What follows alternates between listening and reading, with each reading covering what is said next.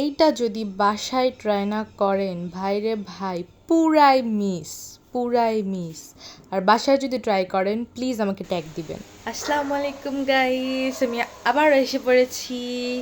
এখন বাজে 11টা 2। এখন আমার স্যান্ডউইচ খাইতে মন চাইতেছে, তো আমি এখন স্যান্ডউইচ বানাবো। বিকালবেলা আমি পাউরুটি কিনে আনছিলাম, চলেন একসাথে স্যান্ডউইচ বানাই। তো এই জন্য মাংসটা ফার্স্টে সেদ্ধ দিতে হবে। তো আমি এখানে একটা ব্রেস্ট পিস নিয়ে নিচ্ছি। এবার এর সাথে দিয়ে দিব হচ্ছে 1 চামচের মতো লবণ, তারপরে দিয়ে দেব স্বাদ মতো ঝাল। আপনারা যে যেরকম ঝাল পছন্দ করেন, ঝাল বেশি পছন্দ করলে আরও বেশি দিবেন, আর একটু জিরা। এটা দিয়ে আমি হচ্ছে এটা আর দিব হচ্ছে পেঁয়াজ, রসুন, আদা, এই তিনটার সাথে মশলা করা, ওইটা দিয়ে দিয়ে এটা সেদ্ধ দিয়ে এবার শসা কেটে নিচ্ছি। তো শসাটা আমি অনেক ছোট ছোট পিস করে কাটবো, তো এই জন্য আমি এভাবে কেটে নিচ্ছি। আপনারা যেভাবে খুশি সেভাবে কেটে নিতে পারেন। তো আপনারা একটু খেয়াল করে দেখলেই বুঝতে পারবেন যে আমি এটা কীভাবে কাটছি। তো ওখানে কাটতে কাটতে আমার চিকেনটা ওইদিকে একটু পানিটা একেবারে শুকায় গেছে। তো আমি এবার চিকেনটাকে এইভাবে করে দুইটা কাঁটা চামচ দিয়ে আমি এভাবে ছাড়াই নিব আর কি। ছাড়াই নিব। তো এভাবে ছাড়াই নেওয়ার পরে এবার যে শসাটা আমি লম্বা লম্বা করে কাটছিলাম, এবার ওইটাকে আমি হচ্ছে গিয়ে আবার ছোট ছোট করে পিস করে নিব, তাহলে একেবারে ফাইন পিস হয়ে যাবে। তো আমার শসাগুলো কাটা শেষ। এবার আমি এটা হচ্ছে গোশের সাথে মিক্স করে নিব। গোশের সাথে মিক্স করে এবার পাউরুটিটা কেটে তারপর আমি সস বানাতে চলে যাব। অ্যান্ড সস বানানোটা হচ্ছে আমার এই ভিডিওর সব থেকে সুন্দর এবং আমার কাছে সব থেকে ফেভারিট একটা পার্ট।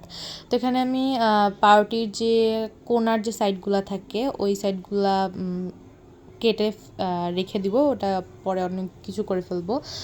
তো ওইটা কেটে রেখে সাইডে রেখে দিচ্ছি। এবার আমি হচ্ছে গিয়ে একটু ঘি দিয়ে, ফ্রাই প্যানে ঘি দিয়ে তারপরে হচ্ছে আমি একটু ময়দা দিয়ে নিচ্ছি। এবার ময়দাটা একটু ভেজে নিয়ে আমার মা ভিডিও করতেছে অ্যান্ড আমার সাথে মজা করতেছে, দিয়ে এবার লবণ আর চিনি দিয়ে নিচ্ছি। চিনি দিয়ে এবার হচ্ছে গিয়ে এটা খুব সুন্দর করে মিক্স করে নিব। আর এখানে হচ্ছে দুধ আগের দিন জাল করা ছিল, ওইটাই দিয়ে নিচ্ছি।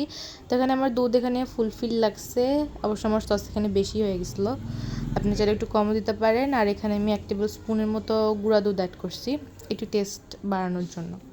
তো এটা আমার রেডি। তো আমার কাছে গোলমরিচের গুঁড়া ছিল না, তাই আমি এখানে জিরা গুঁড়া অ্যাড করে দিচ্ছি। আর গোশটা সিদ্ধ হওয়ার পরে যে অবশিষ্ট একটু গ্রেভিটা ছিল ওইটা অ্যাড করে দিচ্ছি।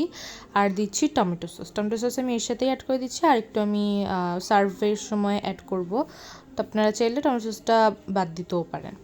তো এবার আমি এর সাথে একটু এক্সট্রা ফ্লেভারের জন্য লেবু অ্যাড করতেছি। আর এমনিতে আমি সব কিছুতেই একটু এক্সট্রা ফ্লেভারের জন্য লেবুটা অ্যাড করি।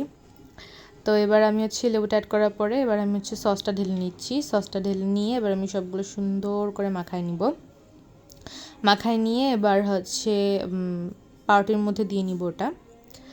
পাউরুটির মধ্যে দিয়ে নিয়ে এবার সুন্দর করে ওটা মাঝখান থেকে 2 ভাগ করে কেটে নিব। তো কেটে নিলেই আমার সুন্দর মজাদার স্যান্ডউইচ রেডি। এত মজা হয়েছে রে ভাই, এইটা কি আর বলবো। তো এই তো আমার স্যান্ডউইচ রেডি।